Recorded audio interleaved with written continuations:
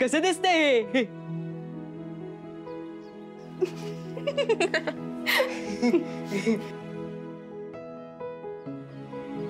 भारी दिसते, पण तुम्ही जर अन्नाची टोपी घालून जर गावात गेला ना, लोक तुम्हाला अन्नच म्हणतील. गजा, अरे असं नाही बोलायचं. अहो असू द्या असू द्या, विनोद करायला हवेत माणसांना, म्हणजे कसं घरात वातावरण छान राहतं. नुसतं गाल फुगून बसलं असं हुप की माणसाचं माकड होतं. माकड म्हणजे त्याला शिपूट पण येतं. हा, आता बघायला पाहिजे आली आहे का ती.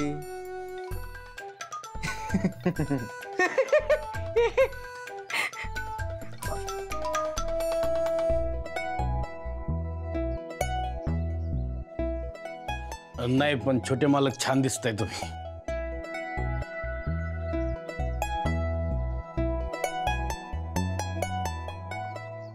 काय घेणार तुम्ही? चहा? कॉफी चालेल.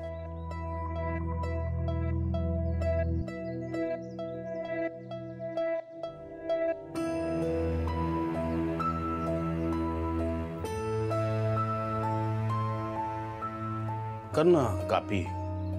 चल बघते. सॉरी, तुम्ही चहा किंवा दूध असं विचारणार होतात ना? I am extremely sorry.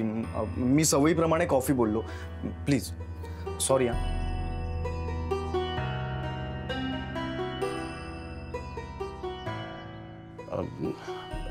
काय नाही. चहा चालेल का तुम्हाला? हो, मग चहा पण आवडतो मला. चालेल, चहा चालेल. तुम्ही बसा, मी चहा करते. ए भक्ती, गजा तर पंत्या रंगवायला घ्या. चला, आम्ही येतो जरा. हो चालेल. काम काम. मी पण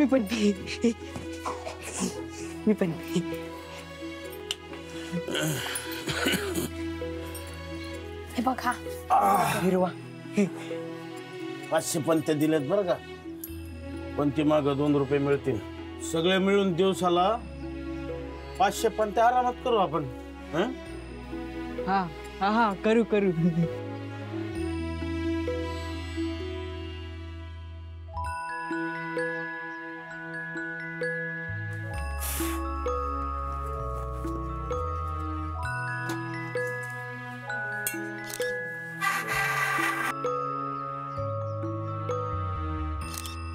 अगं बाई,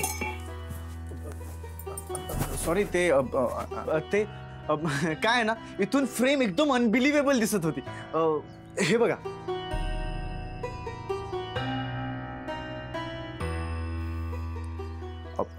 मी आहे, बाहेर आहे. हा बोला प्रतापराव. आमची आर्या तुमच्याकडे आहे. तुम्ही तिला सून म्हणून ठेवून घेतलंय, पण सारंगच घरात नाहीये, तर या नात्याचा फायदा काय?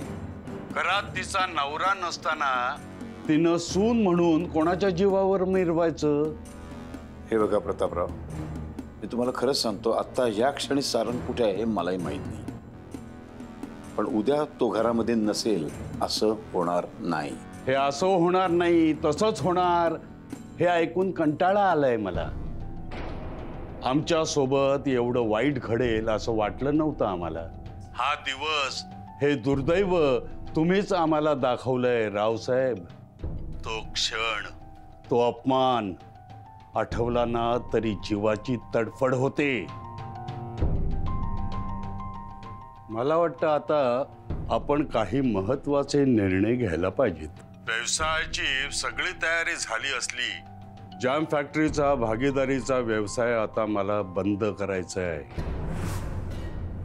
आणि पुढच्या 8 दिवसात या दोघांचं लग्न झालं नाही तर आपली भागीदारी संपली असं समजा.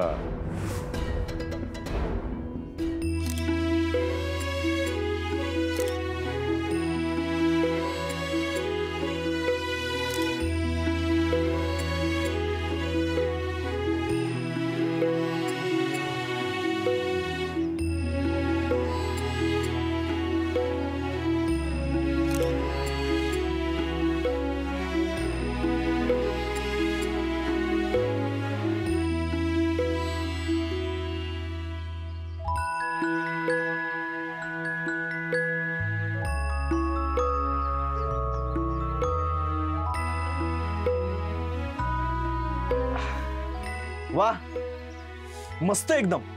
तुम्ही सगळे ऑलराऊंडर आहेत. ऑलराऊंडर आय मीन म्हणजे तुम्हाला सगळंच येतं. छान संबळ वाजवता, गाणं गाता आणि एवढं छान रंगकाम करता. लग्नाचे भाषण गप्पा बनवतो. अरे वा, वा. पापड पण लाटतो. काय सांगतेस?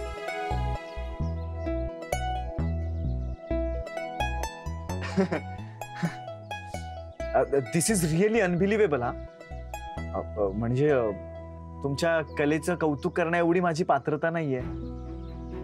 पण एक सांगू का, ज्यांचं मन सुंदर असतं ना, त्यांच्याच हातून इतकी सुंदर कलाकृती होऊ शकते.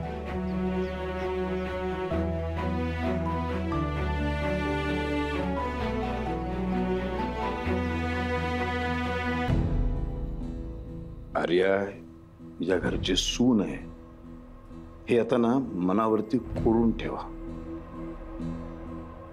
तिला तशीच वागणूक मिळाली पाहिजे. क्षणभरही तिला असं वाटतं कामा नये की ती परकी आहे. तिच्या आई वडिलांना मी तसा शब्द दिलाय आणि तो शब्द पाळणं ही तुमची सुद्धा जबाबदारी आहे. मी तिला या घरची सूनच मानते. नुसतं मानून उपयोगाचं नाही, तशी वागणूक द्यायला हवी. आणि घरातल्या सगळ्यांना सांगायचं की हिला सन्मानाने वागवायचं.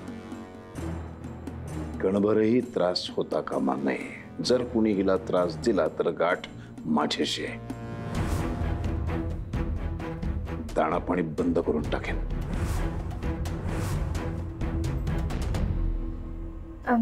दादा, पण सारंग येणार. सारंग येईल. तुझा नवरा म्हणून येईल.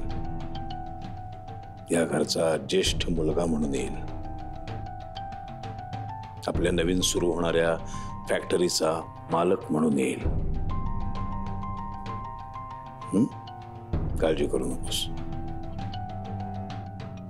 हा, पण त्यांनी चूक केलेली आहे.